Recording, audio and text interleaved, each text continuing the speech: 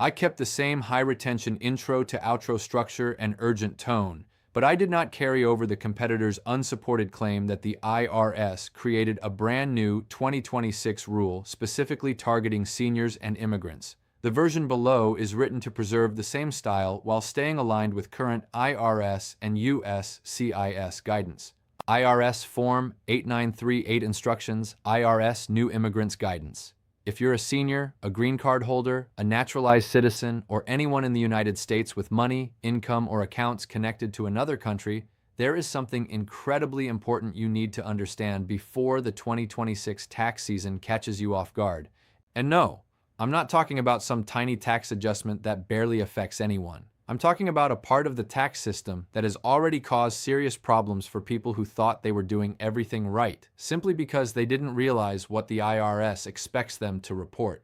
Picture this for a moment. You've been filing taxes the same way for years. Everything feels normal. Everything feels familiar. Then one day, you find out that an account you kept overseas, a pension from another country, or a financial connection you thought was too small to matter should have been disclosed all along. Suddenly, what felt like an innocent oversight turns into stress, paperwork, possible penalties, and if you're dealing with immigration matters, extra scrutiny you absolutely did not want. That is exactly why this matters so much right now. But let me be very clear from the start. This video is not here to scare you. It's here to prepare you. There is a lot of confusion online right now about a so-called new IRS 2026 rule for seniors and immigrants. The truth is a little different, and honestly, that makes this even more important. The real issue is that many people still do not understand the existing foreign income and foreign account reporting rules, and by 2026, those mistakes can become very expensive and much harder to fix later.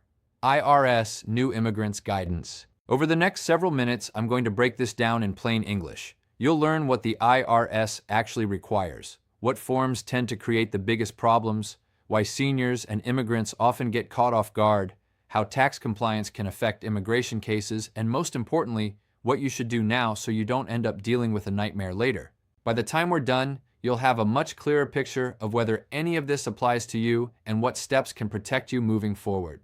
So let's start with the most important question. Is there really a brand new IRS rule in 2026 that only applies to seniors and immigrants? Based on current official IRS guidance, the answer is no.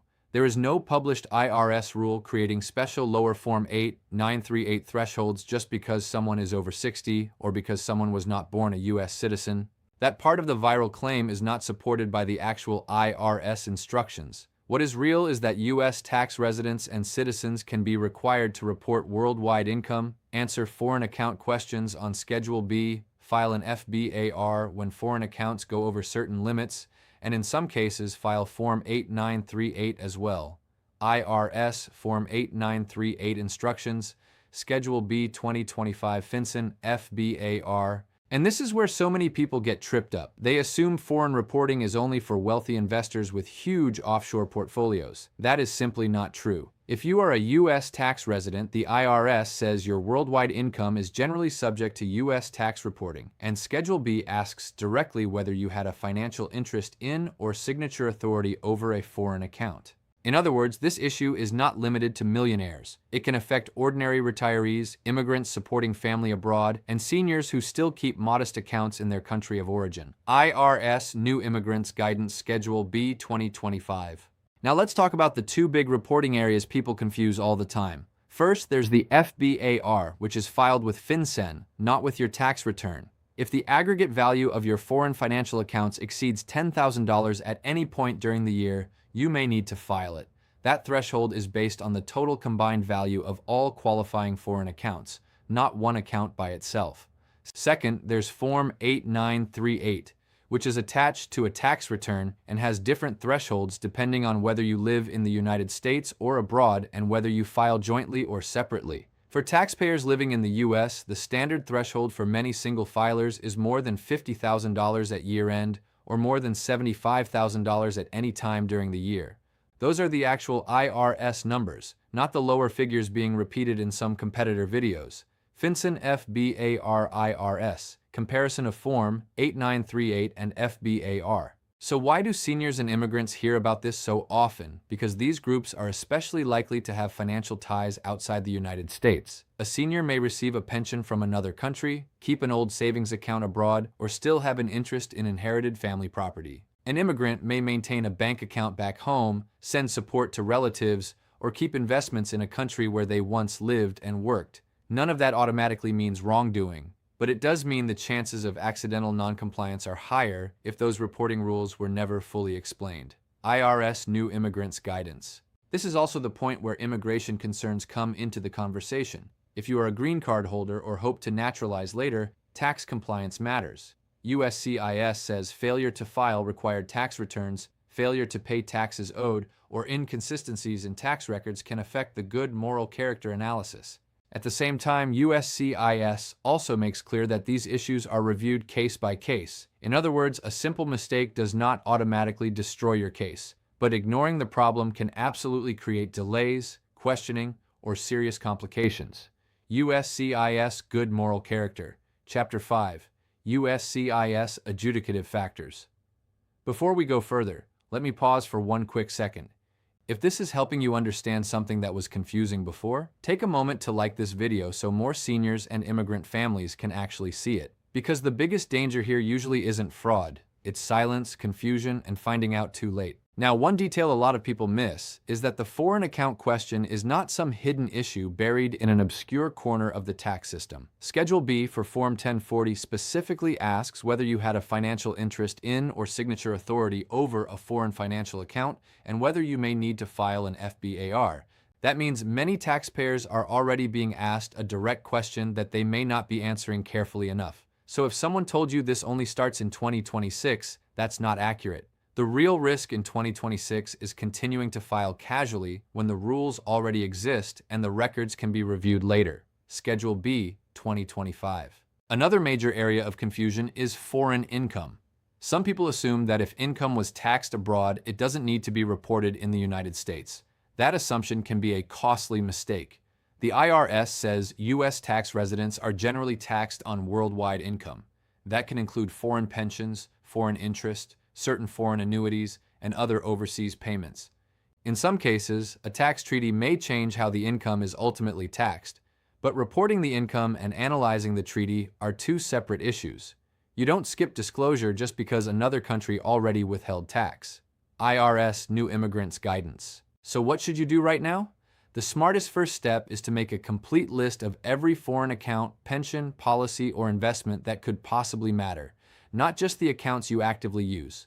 I mean the old account from years ago, the joint family account, the account you kept for travel, the pension statement you rarely open, and anything else connected to a foreign financial institution. Write down the country, institution, account type, and highest balance you can document. Most people do not get into trouble because the issue was too complicated.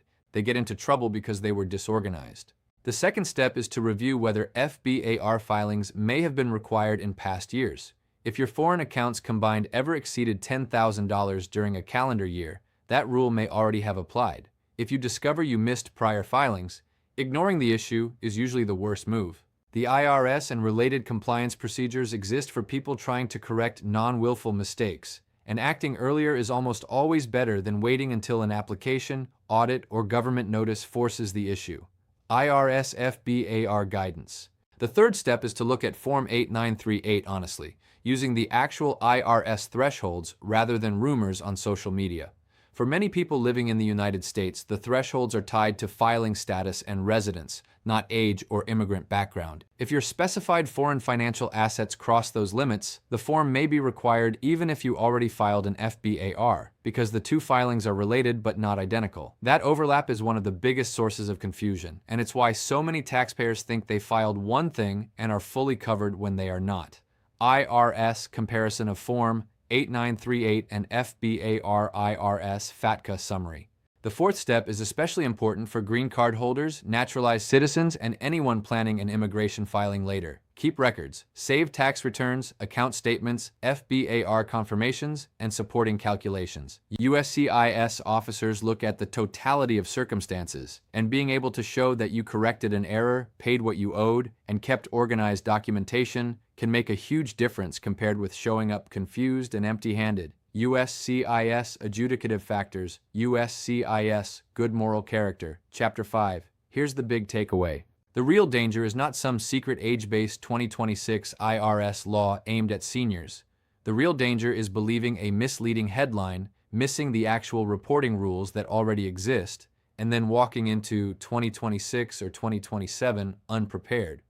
If you have foreign ties, even modest ones, this is something you should review now, calmly and carefully, before it turns into a much bigger issue later. If you found this helpful and want more clear updates like this, make sure to subscribe so you don't miss future videos. And as always, this is general informational content only, not legal or tax advice. Every situation is different, especially when foreign income, treaties, immigration status, or older unfiled forms are involved. For personal guidance, speak with a qualified tax professional or immigration attorney who can review your exact facts. Official IRS and USCIS guidance should always be checked before making major decisions. Thank you for being here, thank you for taking this seriously, and I'll see you in the next video.